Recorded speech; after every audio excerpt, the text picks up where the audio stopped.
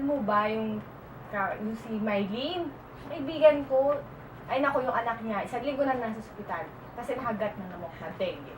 Grabe naman. Oo, ay Alam mo ba si parang Chris? Oo. Inakit yung bahay. Ay, ano ba yan?